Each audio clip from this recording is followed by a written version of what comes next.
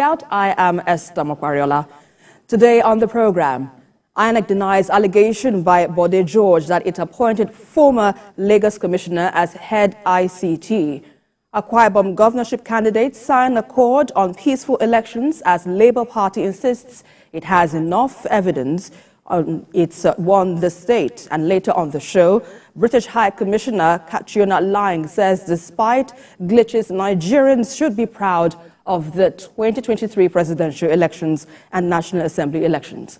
I will be hanging out with Babajide Kolade Otitoju and Tunde Abaton. Journalist Hangout starts now.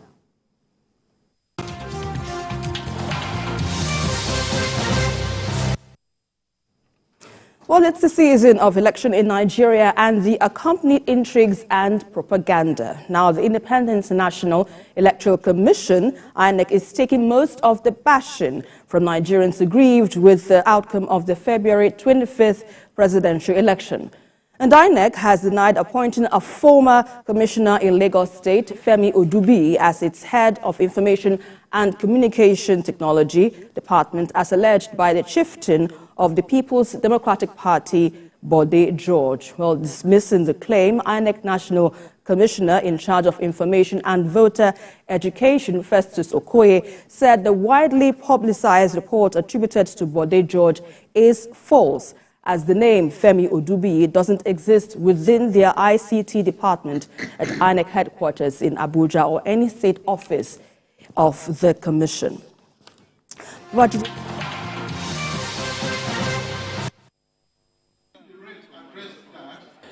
Leaders of all major political parties contesting in the 2023 governorship election are represented at the signing of the Peace Accord put together by the Independent National Electoral Commission and the Akwa Ibom Police Command in Uyo.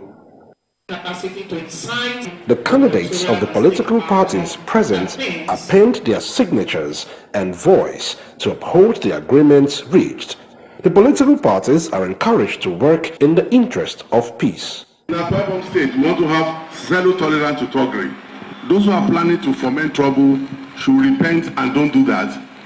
And if they don't repent, we will deal with them. We will not say because we have elections in a few days' time, we have to create a scenario whereby we will change our narrative. We want to remain the most peaceful. Apologies for that mix-up there. Well, let's quickly move on to our discussions right here in the studio with Babajide Kolade Otitoju and Tunde Abaton. So let's first off get your reactions to the developments where INEC is denying that it appointed an ex-Lagos commissioner as an ICT head. Babajide, how do you react to this? Well, I don't know where Baba Bode George got this from. This is someone that I used to respect so much. I remember in the year 2006,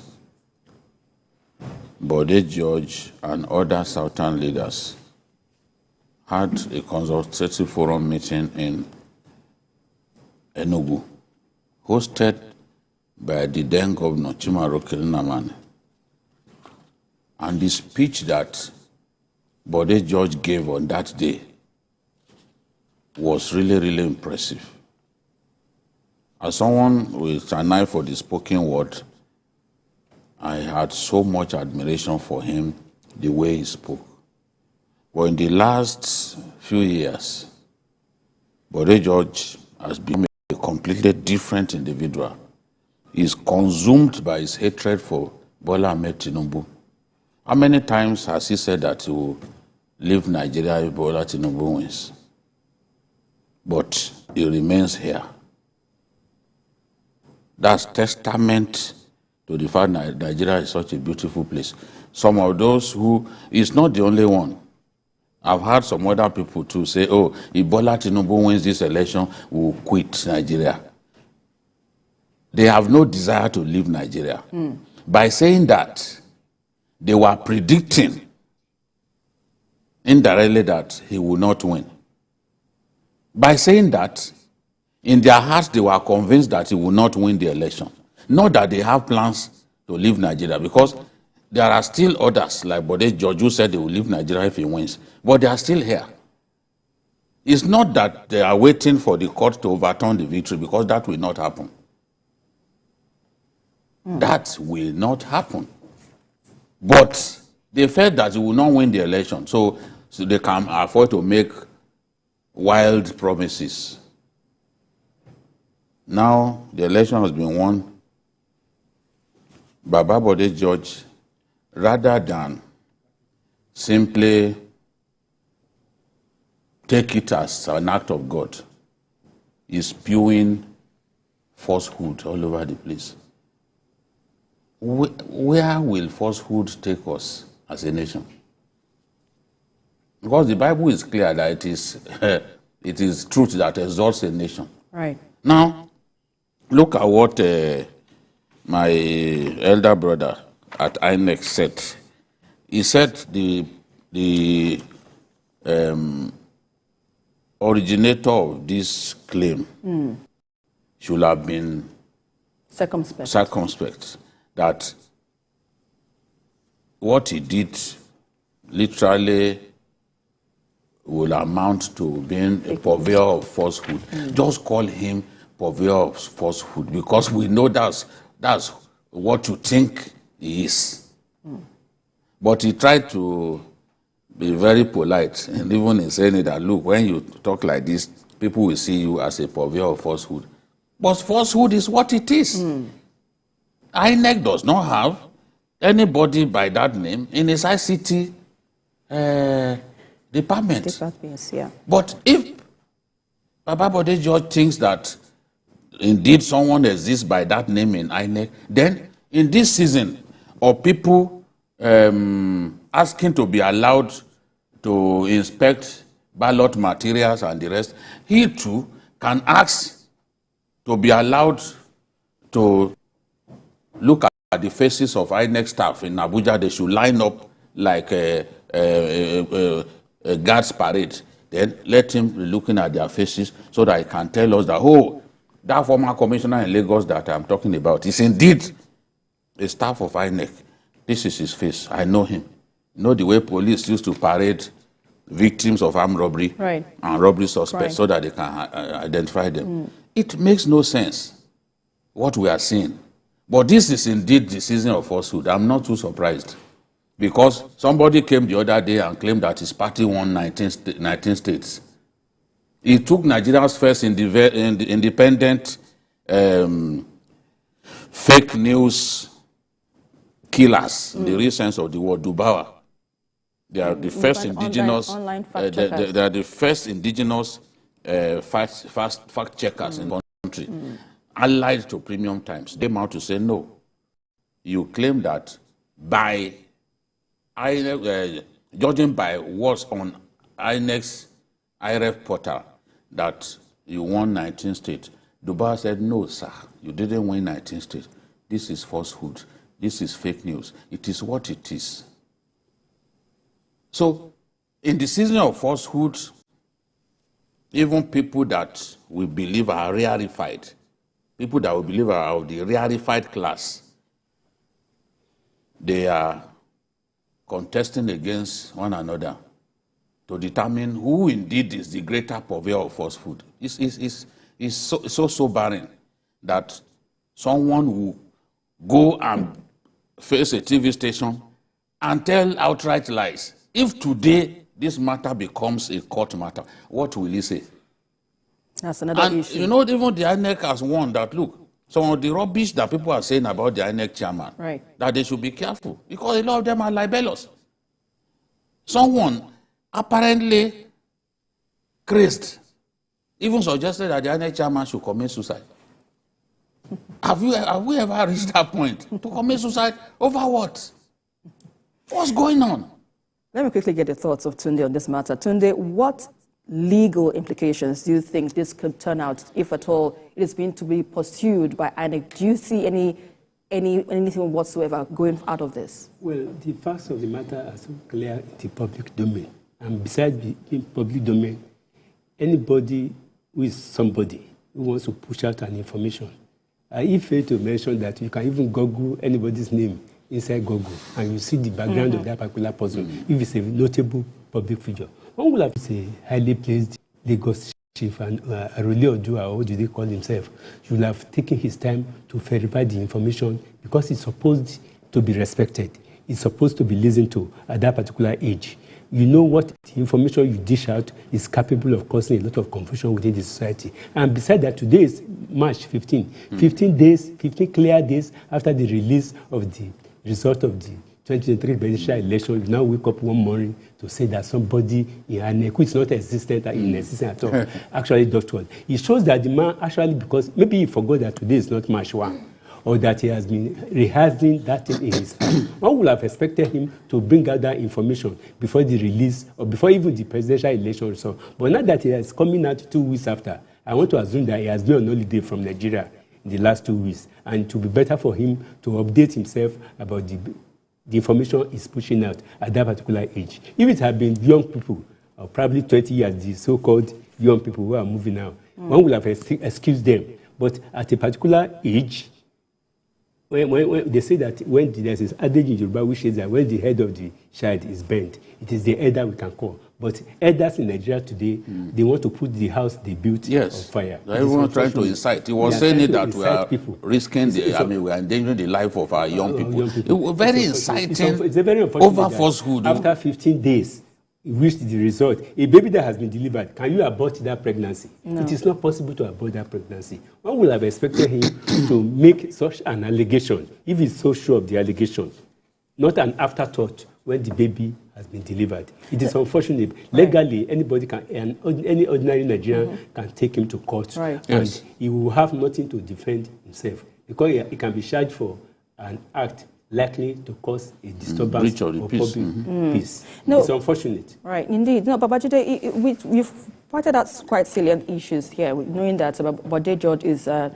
well-revered statesman in the country. But let's look at it, for instance. Now, do you see this denial by INEC on the allegations could impact, to an extent, a public trust in the electoral laws or the electoral process in the country? And what steps do you think can be taken to kind of restore that trust, if at all? Because this could be another position here. Well, the eyes believe what they want to believe. Right. There are some Nigerians, there's nothing you can do. They are not even interested in the healthy argument.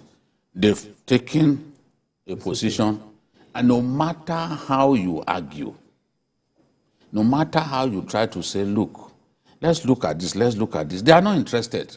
They are fixated already. It's one-track reasoning, one track, just reasoning in one way.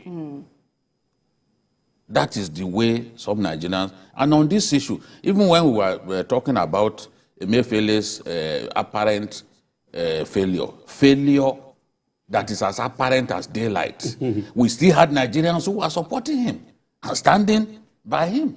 Even just suggesting some of them will blow kisses at him. And you can see people dying. You can see houses being destroyed. Right. So are those the kind of people that you want to explain certain things to, that they will obey? I mean, that they will listen? No. People are motivated to take position by all kinds of things. Some for pecuniary gains. A lot of the people out there who behave like they are patriots. Because when Baba Bode George was oozing these lies, he was speaking like a patriot. But it turned out that it was just empty gas at the end of the day, absolute falsehood. Look, he said, let me, because I transcribe what he was, he said, his name is Femi Odubi. He is the man in charge of the IT of INEC. How did he become a commissioner in Lagos? Who put him there? And then who put him in the INEC? The chairman of INEC came up and said there were glitches. So he said it was laughable that there were glitches, as if we've not seen even in America this sort of thing happening. He said, who is the man in charge of IT? We are toying with the future of our own children. In the military, who will have been executed. How many army officers of his own generation were executed in the military even for little mistakes? How many? We are students of history. He is very conversant with Nigerian history. How many times were soldiers simply executed because they made some mistakes, infractions, computer-related infractions in the military? Is human life that cheap in the military? Certainly not Nigerian military. Certainly not. If it was that bad, would he have been able to stay there for the length of time that he was there? What is he telling us? That there were glitches because it was reported that there were glitches, then that person will be tied to the stakes and shot. The only time they tie people to stakes in the military is when they plan coup. And how many times, and the coup fails. Or during the Civil War, you know people were executed during the Civil War. Banjo and the rest of them. It's not that cheap to execute military officers in our country. We know a bit of history. The last time that was done was 1990 during the Oka coup. That was 33 years ago. Yes, and he's talking about as if any little mistake in the military, 3 years people ago, get executed. Stop rewriting history. Jijo has retired from the military. So let's move on to our next discussion. How can I be saying that kind of thing? He knows what he's trying to mislead people. Of the program. Now, we understand that all the groundworks for the Titanic governorship and state assembly elections have been set, hence the need for drastic measures to douse the tension for peaceful and credible conduct. Now, about 14 governorship candidates in Akwa Ibom State have signed a peace accord ahead of the March the 18th polls, and they include Umo Eno of the People's Democratic Party, the PDP, and Akanimo Udofia of the All Progressives Congress, APC. Meanwhile, the Presidential Campaign Council of Peter Obi and Yusuf Dati Baba Ahmed of the Labour Party in Akwa Ibom State say they have enough evidence to show that its party convincingly won the February 25th presidential election in the state.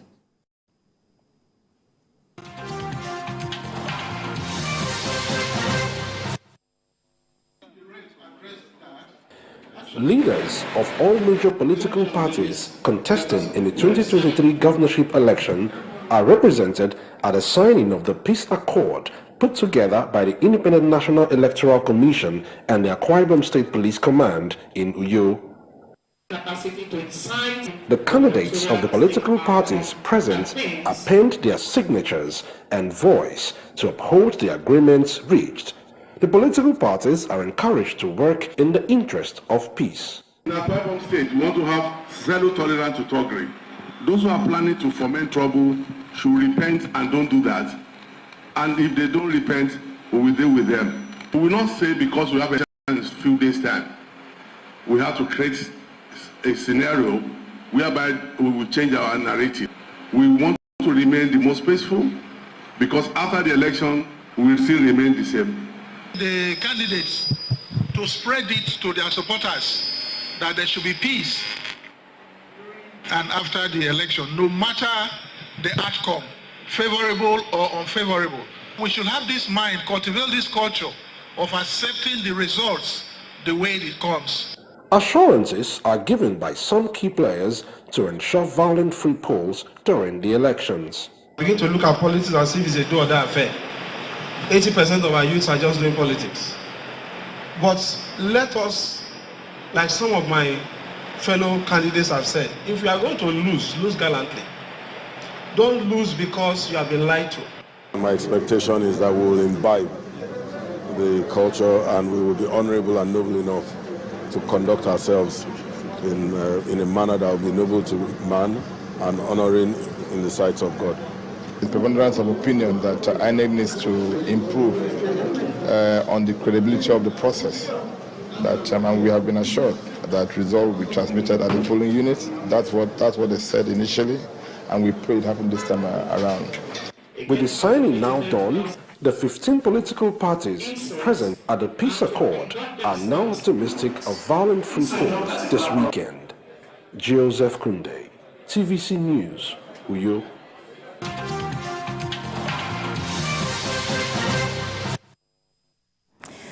Now let's get right down to discuss this very issue. Babajide, first off, what's your assessment of the current political situation in Akwa Ibom State in the lead up to the general elections? I think generally, Akwa Ibom has been calm. The last presidential election, you saw what transpired. PDP won with 54,000 votes ahead of the APC. APC had its best performance ever in Akwa Ibom in this last election, polling 160,000 votes, you know.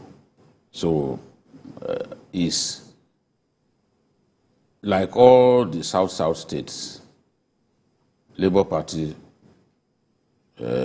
is also present, right, making gains there, yes. Now, Labour Party is saying that they won the election. We don't know.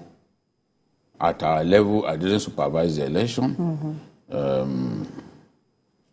This is the first time I'm hearing anyone challenge the victory of the PDP candidate in the election. So it is for Labour to go and prove that indeed it won the election in Akwa Ibom. I just hope it's not another claim similar to their claim that they won 19 states, only for Dubawa to debunk the apparent lie that they won 19 states. So, for me, it makes sense to just wait. Let's see what the tribunal will say. And the good thing about this electronic transmission that I've seen is now INEC has uploaded more than 95% of the election results. If at your own polling unit you still have the result, you remember what the parties scored, you can check. Go to state, local government, your ward, you see your polling unit, you see the result that is posted there. So it is easy now, under the current dispensation, to discover where rigging took place, where results were swapped, right, where your actual result was substituted for something else. So I believe that even in Akwa Ibom, Labour Party would be able to check. And if they check, if the result uploaded by INEC matches what their own agents gave to them, then there is no case, there is no reason to make any noise. But for now, we are watching. I'm yet to hear the opinion of the PDP that says it was cheated, that it won the election in Akwa Ibom. We are yet to hear from the PDP. But Mr. Tunde, let's look at the signing of the peace accord. Now, do you think perhaps it could be an effective way to ensure peaceful conduct of the elections, knowing very well that whenever they sign this peace accord, we'll end up seeing violence and all whatnot during the time of elections? Do you think perhaps this could be an effective way? One thing we have to acknowledge and recognize in Nigeria is that most of our politicians, except the very few ones, live by their words. That is, when they put pen to paper, they don't actually honor what they promise to do. It is so easy to sign a peace accord. It's another thing entirely to allow your followers and your heart and your conscience to abide by what is it. I find it so strange that after 3 weeks after this election, in which your polling agent, all the political parties has polling agent in each of the polling unit, and you sign the result at the end of the day, and you are still doubting whether it was your result that was posted. So I think people are just making noise to be heard, and nowhere to demonstrate to their supporters that they are still in action, and that something so that the momentum can begin, so that their supporters can still nurse a kind of hope for the next election. They don't want to go down. So that is what most of them are doing, because it is inconceivable that after 3 weeks, you are still saying that you are sure. Yes, before the election, a presidential election tribunal was set up. Take your papers. Thank God it is now front uploading. You upload all your files before the tribunal and let them examine it one by one. And also thank God that INEC has allowed both parties, contending parties, to examine their records. Well, it is very funny that it's only in Nigeria that, because when two people are in a race, only one person will win. But we have seen 3 persons that are claiming that they are number one. Both the number 1 has not complained. Number 2 and number 3 are complaining that number 1. Number 3 is complaining more than number 2. So the thing is that I think having signed the peace accord, politicians should live by their word. They should have absolute confidence in the proper conduct of the electoral process. And they should be patient with the law of justice. If we are not patient, you will upset the apple cart. So politicians should try as much as possible to live by their word and maintain the peace. If you are aggrieved, go to the election tribunal and prove your case beyond all reasonable doubt. That is the only thing that you can do. But people go into violence. Look, between now and the end of this year, 4 years will soon be over. In most cases, those people in government, they spend only 2 years. After the second year, they start planning for primaries. And the last year, they start winding up. So let people go back to the drawing board and plan very well, rather than using violence to subvert the process. Because when you use violence on the day of election, I also believe that anybody that stands a chance of winning an election does not disrupt the process. Yes. You won't disrupt the process when the process is on. But it is weak candidates, or candidates who know that they don't have anything to offer. They will start making a lot of emotional statements, like the one made by Chief Olabodijo. It is unfortunate at that age that you are making insightful and unverifiable comments. All right, let's quickly that go. Total fiction. You're still on to Journalist Hangout. We have more discussions coming your way in just a moment. Stay with us.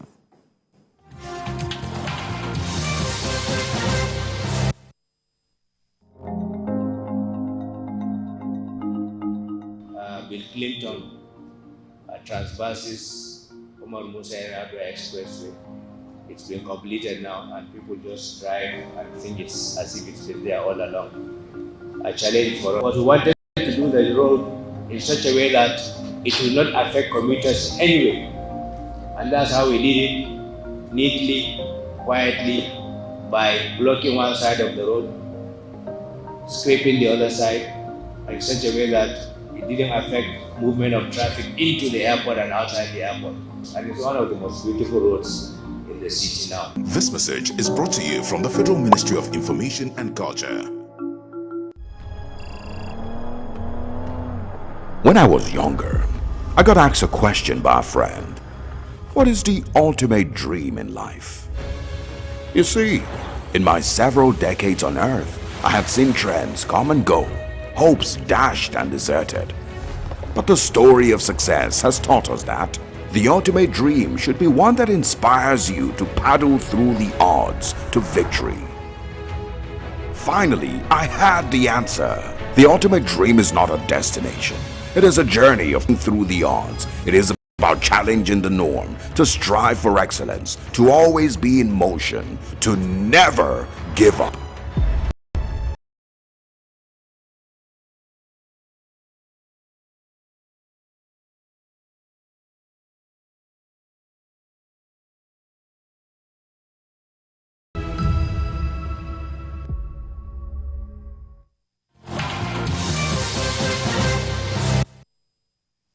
Welcome back. You're still on to Journalist Hangout. Now, despite allegations of manipulation of the February 25th presidential election in Nigeria, more groups and people continue to give the exercise a pass mark. Now, the outgoing British High Commissioner to Nigeria, Katrina Lang, has urged Nigerians to be proud of the 2023 presidential and National Assembly elections, despite some technical glitches recorded. And speaking in Abuja, the British envoy described Nigeria's democracy as fascinating despite the contestation on the 2023 electoral process by some political actors. Babajide, let's begin with you on this matter. Let's have your assessment first off on the recent presidential and National Assembly elections in the country. Let's have your assessment on that first. Yes, I would say that this election was very fascinating to me. And a lot of the results did not even go the way I had predicted. To tell you how close this race was, we all expected that it would be close. But if I was told that Tinubu will have win 12 states, Atiku will win 12 states, Obi will win 11 states and Abuja, which technically speaking is also 12 states. The Constitution sees Abuja as a state. It doesn't see it as a superior state, as some funny people are arguing. Because if the Constitution sees Abuja as superior to others, it then will say that you cannot be elected unless you win Abuja.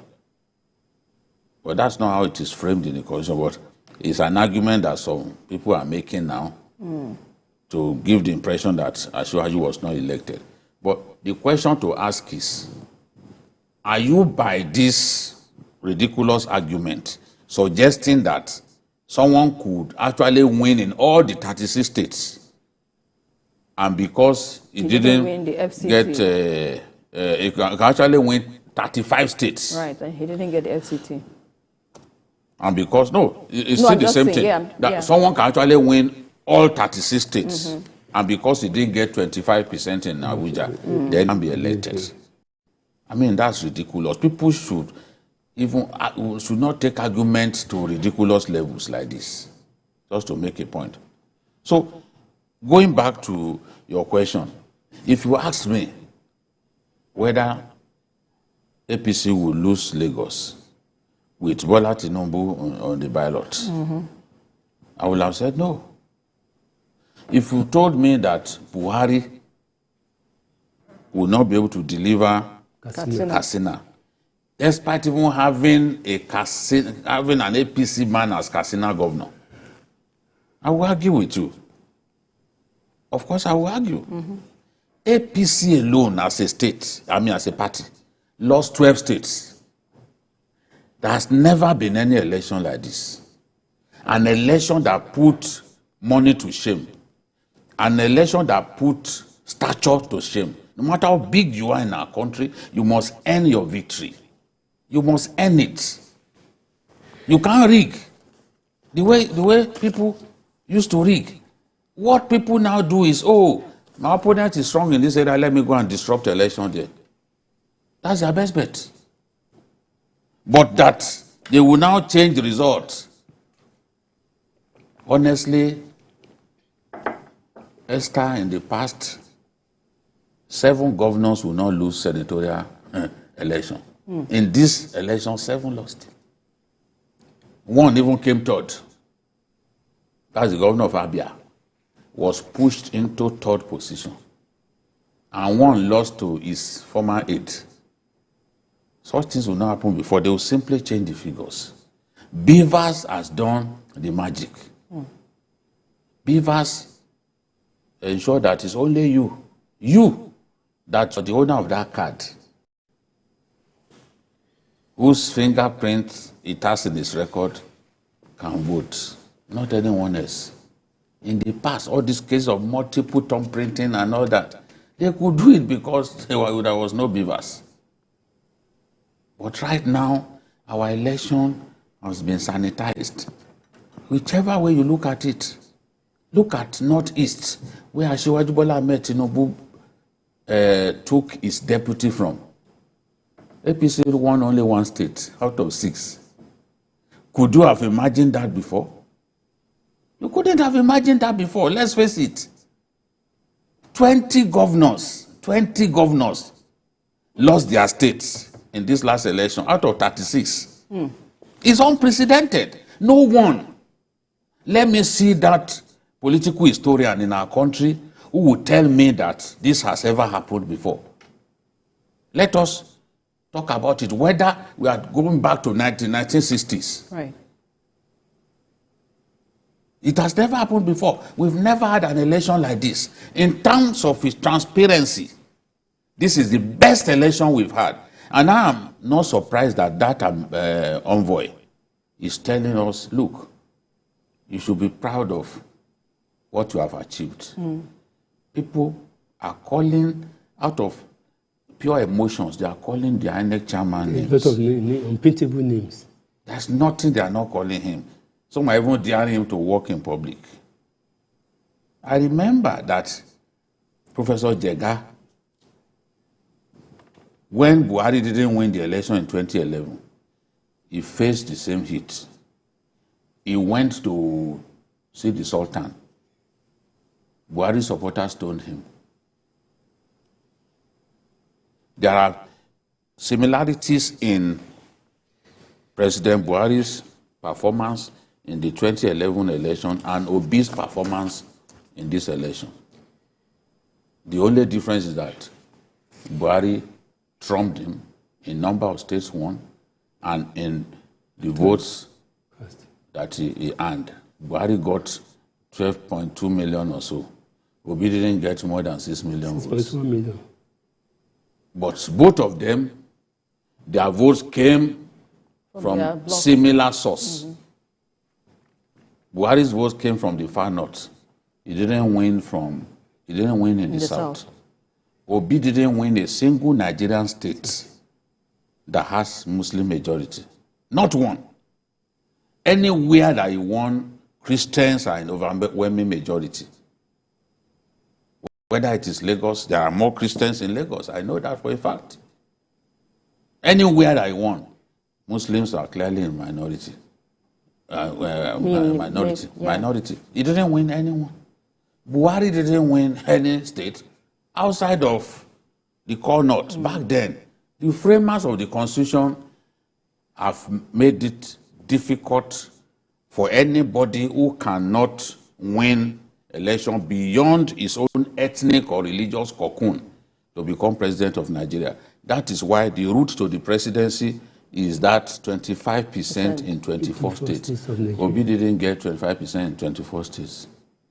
It is for a reason.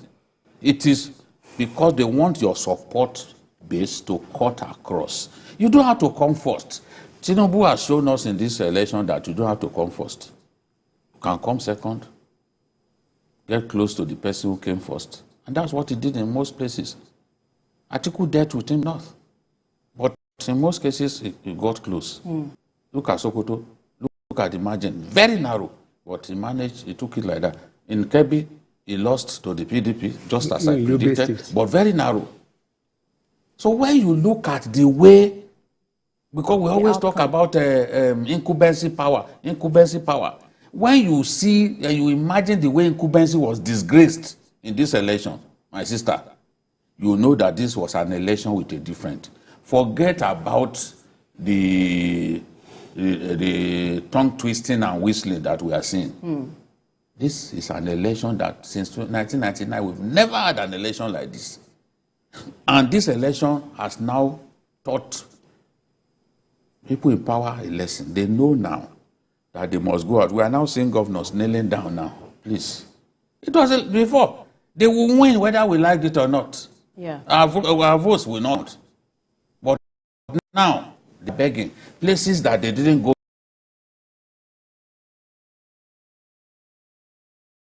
before. You think they are not fools. They know that the chances of manipulating the process is very slim. Very slim indeed. Whether the transmission is done immediately after election or late, it achieves the same purpose.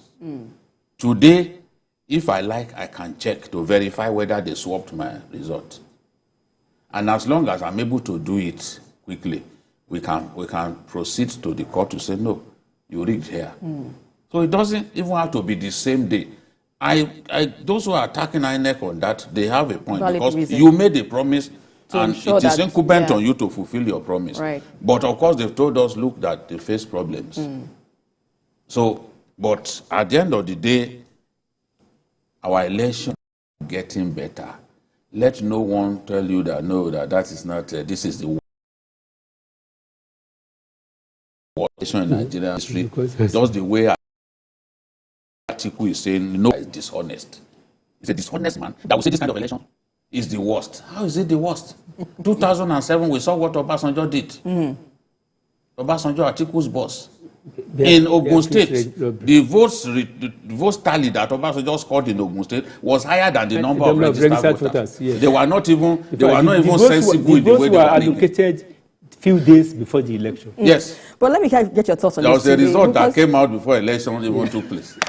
We know what happened in those days. But no, going forward, looking at this situation, even though the British High Commissioner also observed that there might be some glitches, Nigerians definitely should be proud. So, but Do you agree with the sentiment? Although Bode has given his own position on this matter, what's your own take on this? Do you think these glitches at all should be addressed? Credible elections going forward? Well, because you know that Nigeria, there's no democracy that is perfect anywhere in the world. And there is no system that is not subject to hitches or manipulations or inconsistency. But the fact remains that there's one thing that has been achieved in Nigeria. With the beavers, we have removed and reduce significantly corruption in our electoral system. Yeah. Because you cannot lock yourself up in a room and start tampering. And these beavers exposed the rigging, though it is still before the Federal Court of Appeal in Osun State.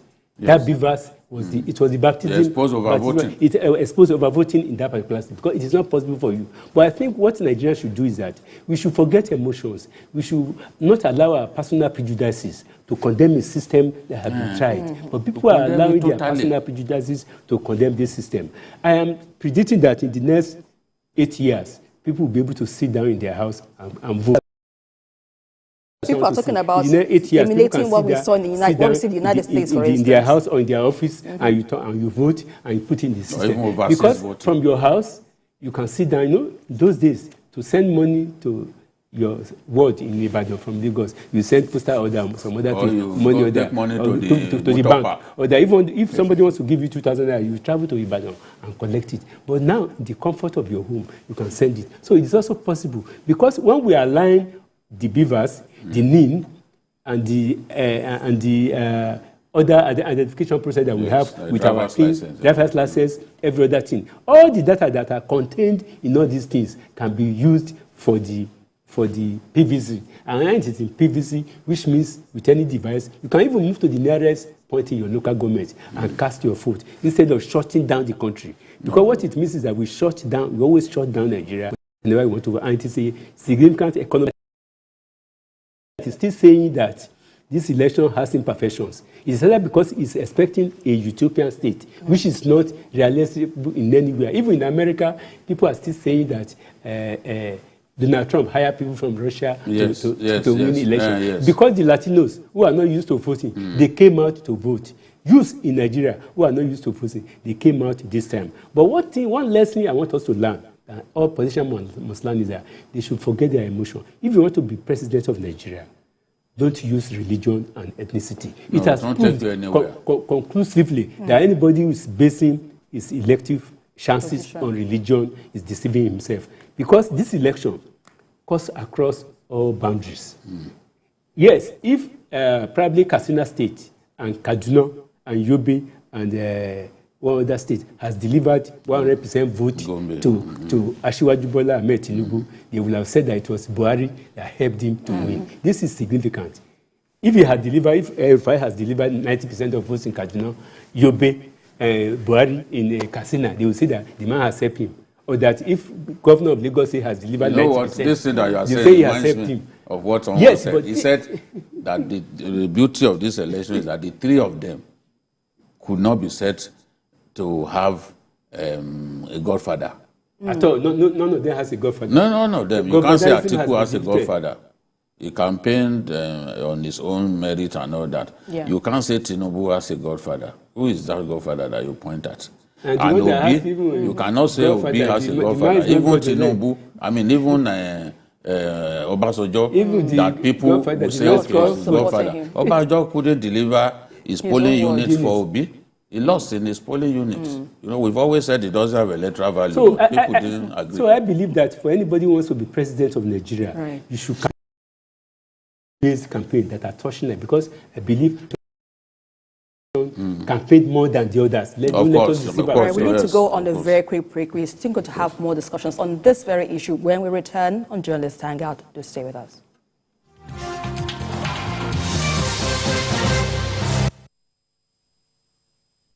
Brother, my sister, do you know that winning an election is not only about getting the majority vote? For that your candidate to be declared winner of the election, he or she must secure 25% of the vote in 2/3 of all states plus the FCT to be president, and 25% of the vote in 2/3 of all local governments of a state to be governor. This is constitutional, and every presidential candidate has had to pass this threshold. Even governors have had to make this mark to get elected in their states. We live in one country with different languages, religions, and ethnic groups. This is why it is not enough to have only northern votes or eastern votes or western votes. The only way to get elected as president or governor is by gaining enough support across the country and states. Let us make sure that we know now so that we don't cause an issue tomorrow. This message is brought to you by the Center for Democracy and Development, CDD, with support from the Foreign Commonwealth and Development Office, FCDO. My name is Mary Jolie and I am from Ogun State, but I'm based in Lagos. I've just recently taken a trip to Ibadan, and in returning I decided to take the train. So I said, I'm not so sure, but I'm willing to try. We thank God that the commencement of this present administration, railway was at a very, very low ebb. And when they came, they took the bull by the horn. And I'm really happy that I tried. This was probably the most seamless journey I've had since I've been in Nigeria. For example, I was not expecting it to leave on time. I think it's an amazing alternative to being on the road, especially with just the traffic. It's quite intense, there's insecurity, and it would be amazing to see the government invest a bit more into more trains going into other cities and states. It would really free up the congestion that takes place on the road and leisure type of experience within Nigeria.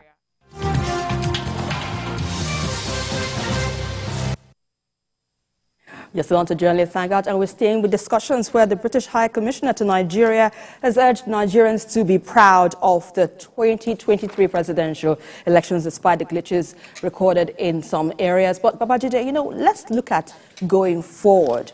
Even if there have been some glitches recorded in terms of irregularities mentioned during the course of the elections, what do you anticipate, going forward? What do you can be done to address situations like this so that we can have a more smooth, transparent my elections? biggest concern is vote suppression. Right. All this noise people are making about transmission and the rest of them, that's not really the issue. Because these elections happened, MBA has said that their survey showed that 64% of Nigerians said they were satisfied with the election. 64%. We know that even the complaints about the election is localized, just a few places. Absolutely. We don't have a perfect election anywhere. The law envisages that the election can be perfect. So the law says that the election has to be conducted in substantial compliance with the Electoral Act. Not total. Once you achieve substantial compliance with the Electoral Act, the result stands. No court will change the result. This one was conducted in substantial compliance. It's only one of the regulations that INEC didn't follow through. And that same regulation is not contained in the Electoral Act. Neither is it contained in the Constitution. So people must bear that in mind. INEC has the mandate to determine the mode of transmission. Right. The law permits it to do either manual or electronic. Yes. It would have been better to use electronic because that is a good layer of transparency that they were trying to. They made the promise in the first place. It wasn't anybody that forced it on them. So they should have kept their word. They said that they had problems and that they couldn't do it. Maybe not. I'm not going to dig into that. What is important to me is how did the election go? In many places did we record ballot box snatching? Check across our country, more than 170,000 polling units. How many reports of ballot box snatching did we see? In the past, before they vote 2 times, they don't go snatch ballot box. So that's to tell you now, people know that Beavers is the thing. It was Beavers that people were snatching now. Yes. Yeah. And even that was in a few places. So Beavers achieved 85% functionality success. which is also tremendous. You can't have a system that is perfect, that succeeds everywhere. So in some cases, INEC needs to also improve on its deployment of election materials and all that. They misbehaved in that area. You can't have a situation whereby in Abuja is an urban center, the federal capital. There were places where they didn't take materials there until 11 or 12. And people were calling me, we were in the studio. So INEC needs to thoroughly improve on that. There were places where people were voting up till very late. Even here in Lagos. Someone told me that they were voting late in some parts of Lagos. And even situations where they didn't even have power supply. Yeah. So voting late may not even lead to rigging. But it is because material they didn't get there on time. So the process will start late. And what the law says is anybody on the queue by 2:30, he must vote. So INEC by now should know in which areas it has to improve. Right. And all of those observers have said logistics and all that. So they need to improve. Then INEC should also encourage further research development, to enable us remove human interference as much as possible from our electoral process, because it is the system is not bad. It is the individuals who are bad. It is individuals who are rigging the system. Those who are going now to block people from voting because they know that if they allow them to vote, they will lose. They are the real enemies of the Nigerian state. If you know how many places where they cancel the elections, people will go and instigate violence somewhere, and at the end of the day, you cancel. When you cancel, the person who's supposed to win there will not be able to win. So you've rewarded the aggressor. So we have to keep tweaking this thing, and we'll get better. Right. I'm proud of the way this election went, and I know that with time will get better. Justify time. These guys did better. Transparency, not in terms of the way the exercise went, right, and the way the giants fell. Honestly, I'm very happy. Next time, they will respect Nigerian voters more. All right, Tunde, let me quickly ask you this final question. What role do you think the international community now should play in supporting Nigeria's efforts to strengthen its democratic institutions? Well, I think the international community should have more people on the ground rather than listening to unnecessary whistleblowers or hysteric human beings making pronouncements that justify that thing. International observers should take their time to probably be in Nigeria, probably weeks or months, so that to feel the correct mood and gauge of the people. So that by the time the results of the election is announced, they will not give room to some people who go and pay certain newspapers or media organizations all over the world to say that is wrong with the election. On behalf, like he said, logistic deployment.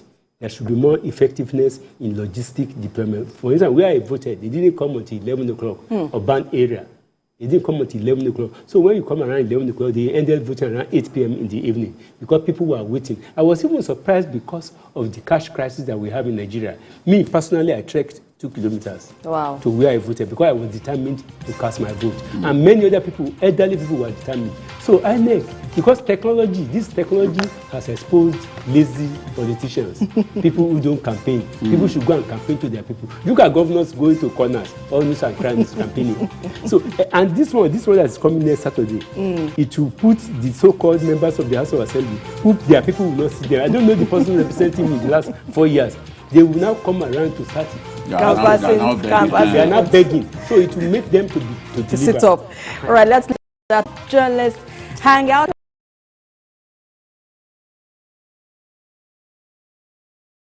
And also join us again on Sunday from 1:30 to 3:30. We are also live on YouTube at youtube.com/TVC News Nigeria. I am Esther Mapariola. Bye for now, and God bless Nigeria.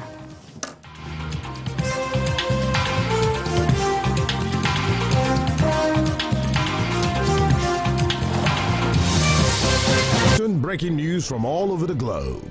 Live streaming of your favorite programs delivered directly to you. Watch anytime from anywhere on your mobile or smart devices. Download the TVC News app today. Available on Google Play and Apple Store.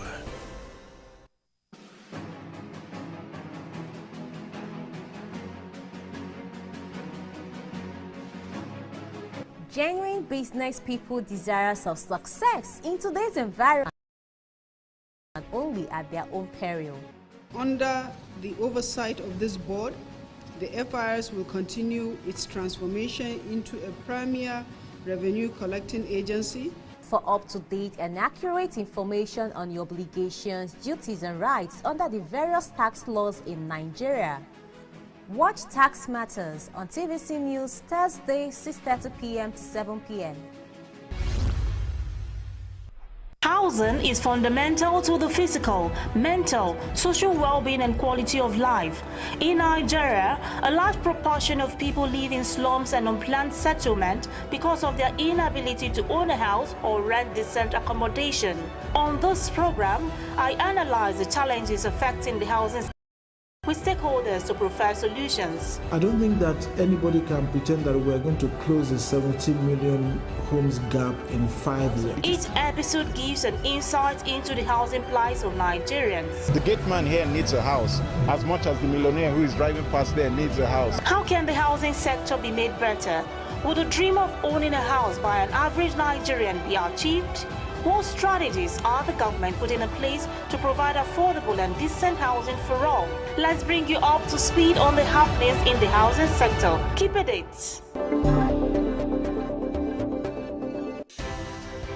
At TVC News, wherever the big news story is happening, we're geared up to break it. TVC News, first with breaking it.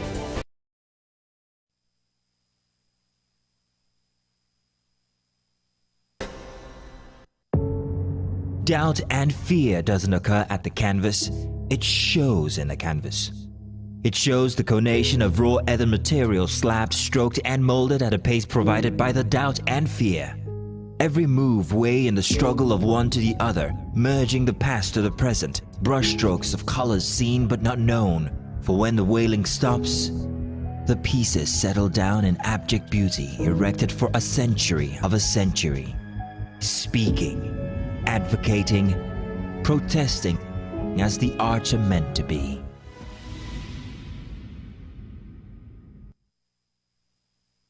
Our planet, our home, threatened by man's activities with fears of mass extinction on the rise. On Green Angle, we examine the issues that the environment, seek solutions to put us on track to secure and restore a cleaner and greener world for generations to come.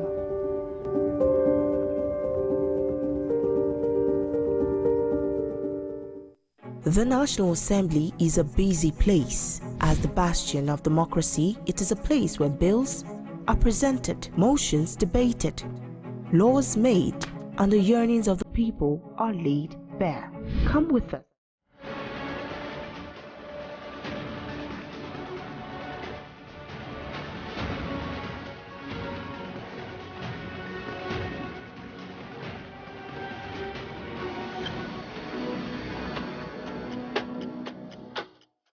It's exactly 2 days to the governorship and House of Assembly elections, and Nigerians seem optimistic to return to the polls this Saturday to elect leaders who will pilot the affairs of their states. Thanks for joining us on the program. I am Nifemi Ogunto. You can join the conversation now on social media if you use the hashtag #2023. Let's take voting in case you're a first-time voter. Accreditation at voting commences 8:30 a.m. Eligible voters are to come to the polling unit with their permanent voter cards, get accredited using the BVAS machine, either through thumbprint or facial recognition. And after accreditation, the voter will then be given the ballot papers to vote. Remember to make sure your mark is inside the box of your party of choice and doesn't stray into another box. And carefully fold the ballot paper such that the ink doesn't touch another party. According to INEC, 939,278 out of 24 million total votes of the 25th February presidential election were invalid. That's representing 3.8% of the total vote cast. So ensure that your vote is not invalid on Saturday. INEC in Oyo has begun the distribution of sensitive election materials across the 33 local government areas of the state. The distribution, we are told, began immediately after an inspection was carried out by the Resident Electoral Commissioner of the state, Adeniran Teller. which was done alongside the Assistant Inspector General of Police of Zone 2 Command, Sikiru Akondi, as well as Oyo State Commissioner of Police, Adebowale Williams. Addressing journalists shortly after that inspection at the Central Bank of Nigeria in Ibadan, the Oyo State Resident Electoral Commissioner described the exercise as a tradition usually done in collaboration with security agencies. He assured residents of the state that measures have now been put in place by the electoral body in synergy with security agencies to proactively mitigate against security lapses in the process. Let's talk to our Oyo State correspondent who joins me now on the looking at 33 local government areas. That's the number INEC must cover in this election where you are. What would you say the Commission is doing differently this time with its logistics to ensure the exercise starts and ends in good time? Nifemi, judging by what the Resident Electoral Commissioner said earlier today, I would want to say that, they are more than enough, prepared to ensure, a good election this time around. Because number one, he said the sensitive materials and the non-sensitive materials have been properly arranged in such a way that there would not be any mix-up. Secondly, there are about 351 registration area collation centers in Oyo State, and it said that security personnel have been assigned to ensure that the rack centers guided and to ensure that there is no, any misdeeds from any hoodlums or anybody from the state. Thirdly, he said the beavers, has been properly configured and charged and ensure that they...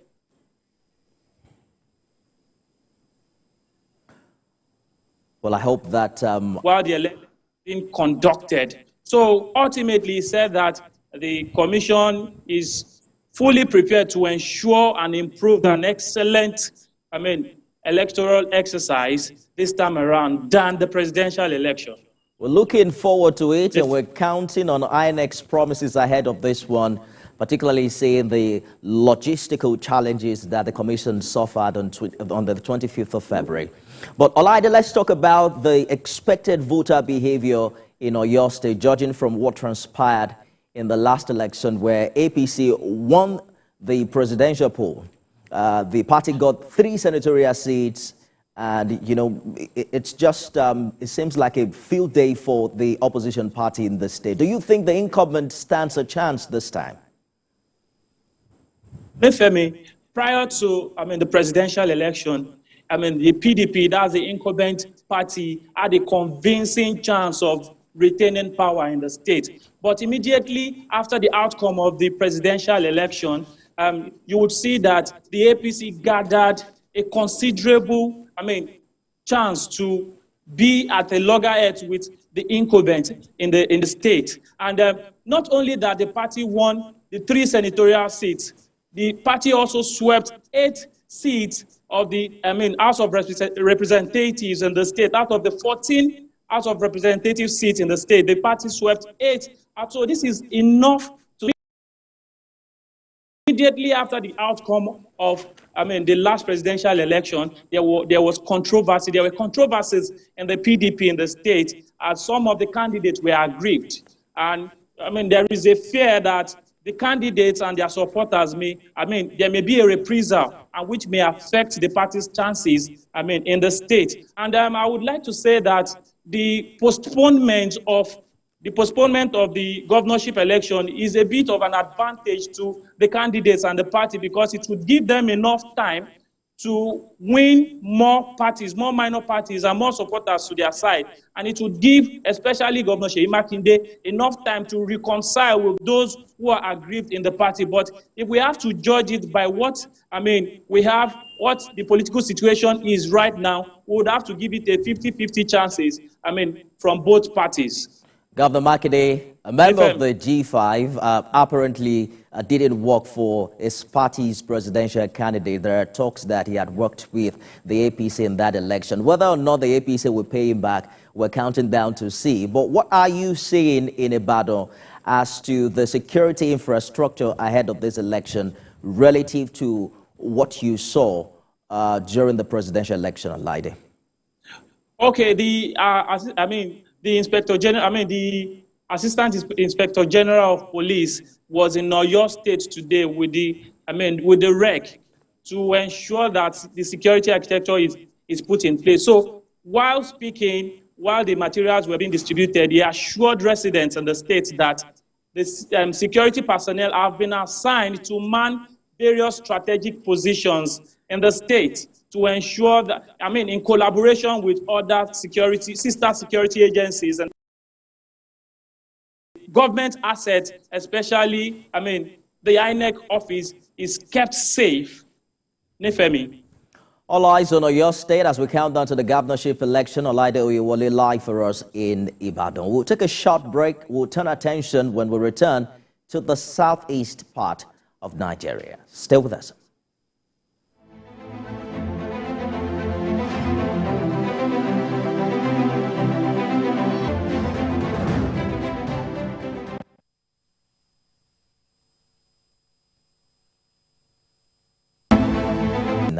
We saw APGA making some inroads into Anambra State, for instance, but in what is now seen as a historic precedent